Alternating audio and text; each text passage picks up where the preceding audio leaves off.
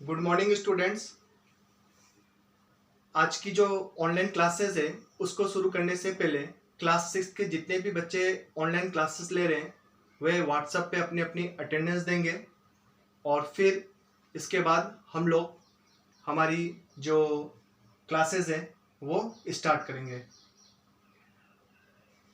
आज हम पढ़ेंगे unit first, the earth our habitat, chapter 1, the planet earth. इसका मतलब हम अर्थ और जितने भी ग्रह और हमारे ब्रह्मांड पे या जो यूनिवर्स है उसमें पाए जाने वाले जितने भी सेलेस्टियल बॉडीज या हेवनली बॉडीज जो हैं उसके बारे में हम यहाँ पर पढ़ेंगे। पहला है यूनिवर्स। यूनिवर्स को हम हिंदी में क्या बोलते हैं? ब्रह्मांड। The whole of space containing all the stars, planets and other form of matter and energy in it is called universe। इसका मतलब यह है कि ब्रह्मांड से हमारा तात्पर्य यह है कि जो भी चीज हमें अंतरिक्ष में दिखाई देती है, चाहे वो स्टार्स हो, प्लैनेट्स हो या फिर अन्य और कोई चीजें, जैसे क्षुद्र ग्रह जिसे हम एस्ट्रॉइड्स कहते हैं, फिर मेटियोर्स हैं, कॉमेट्स से, ये जितनी भी चीजें हैं वो सब मिलकर क्या बनता है? उन सब से मिलकर क्या बनता है? हमारा ब्रह्मांड। हम आसान शब्दों में ये भी कह सकते हैं कि हमारे अंतरिक्ष में पाए जाने वाले खगोलीय और आकाशीय पिंड जो हैं उससे मिलकर क्या बनता है? हमारा ब्रह्मांड, या हम उसी को क्या कहते हैं? ब्रह्मांड। फिर इसके बाद में आता है the celestial bodies. Celestial bodies को हम लोग क्या बोलते हैं? आकाशीय या फिर खगोलीय पिंड भी कहते हैं। बच्चों, आप लोगों ने देखा होगा कि दिन के समय हमें क्या दिखाई देता है? सूर्य।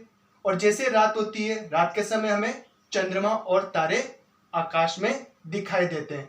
तो ये जो चंद्रमा, तारे और जो सूर्य आपको दिखाई देते हैं वो क्या है? हमारे सेलेस्टियल बॉडीज ही हैं, अर्थात इसे हम क्या कहेंगे? आकाशीय या खगोलीय पिंड। जैसे कि यहाँ पे लिखा हुआ है all the objects in the sky are called celestial bodies और हेवनली बॉडीज। इसका मतलब यह है कि जो आपको आकाश में जो भी ऑब्जेक्ट दिखाई देते हैं उसे हम क्या बोलते हैं? सेलेस्टियल बॉडीज या फिर हेवनली बॉडीज, आकाशीय पिंड, या फिर हम उसे खगोलीय पिंड भी कहते हैं।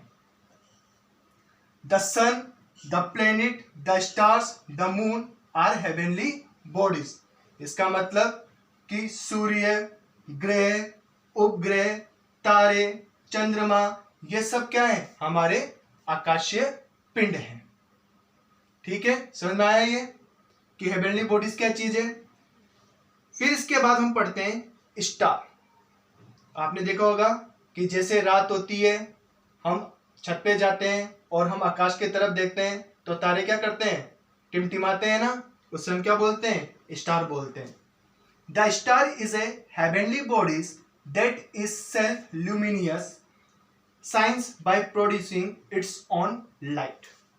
इसका मतलब यह है कि जो स्टार होती है, जो स्टार है उसका स्वयं का अपना प्रकाश होता है। ठीक है, और जो ये स्टार हैं वो क्या है? आकार में छोटे हमें दिखाई देते हैं। क्यों दिखाई देते हैं? क्योंकि ये हमारी पृथ्वी से काफी दूर स्थित है। सूर्य भी क्या है? एक प्रकार का तारा है, परंतु ये हमें दिखाई देता है। क्यों दिखाई देता है? क्योंकि ये हमारे पृथ्वी के अधिक निकट है, इसलिए हमें सूर्य दिखाई देता है।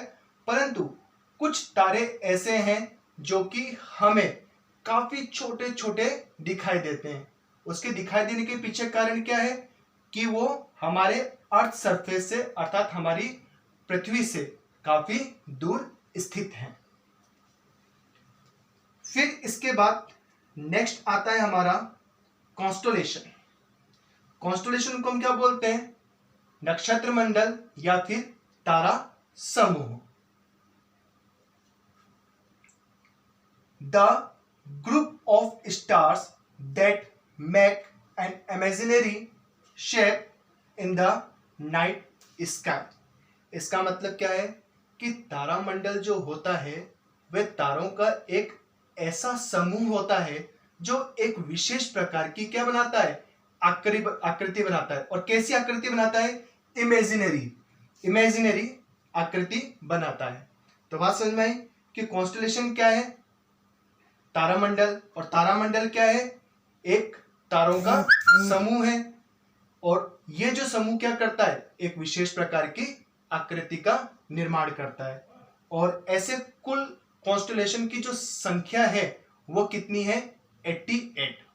कितनी है, 88। इनमें से कुछ जो कॉन्स्टेलेशंस है जिसे हम क्या कर सकते हैं, अपनी आंखों से देख सकते हैं, जैसे कि उर्सा मेजर। यहां देखो 1 2 3 4 5 6 7, तो ग्रुप ऑफ स्टार्स कितने हैं यहाँ पे, 7। तो इस प्रकार के ग्रुप अगर स्टार्स बनाते हैं और इस प्रकार की आकृति बनाते हैं तो उसे हम क्या बोलते हैं, उर्सा मेजर। इसी तरह से यहां पर भी बना रखा है 1 2 3 4 5 6 7 8 9 10 11 12। तो ये जितने भी हैं ये सब क्या, तारे हैं, अर्थात स्टार से। और ये क्या बना रहे हैं, एक विशेष प्रकार की आकृति यहां पर बना रहे हैं, जिसे हम क्या बोलते हैं, स्कॉर्पियस। देखो ये कैसे दिखाई दे रहा है, एक स्कॉर्पियन की तरह दिखाई दे रहा है, इसलिए हम क्या इसको बोलते हैं, स्कॉर्पियस। तो बच्चों आज आपको समझ में आया हम लोगों ने किस किस के बारे में पढ़ा, यूनिवर्स अर्थात हमारा ब्रह्मांड, कि हमारे ब्रह्मांड में कौन कौन सी चीजें सम्मिलित है, और सेलेस्टियल बॉडीज, आकाशीय पिंड या फिर खगोलीय पिंड, स्टार्स तारे, और कॉन्स्टेलेशन नक्षत्र मंडल, या हम इसे तारामंडल या फिर तारा समूह भी इसे हम कहते हैं। ये दो आकृतियां हैं, उर्सा मेजर और स्कॉर्पियस, जो कि तारों के समूह से बनती है। ओके स्टूडेंट्स, आज की क्लासेस यहीं पे समाप्त करते हैं, और कल हम सन और प्लैनेट्स जो हैं उसके बारे में पढ़ेंगे। ओके।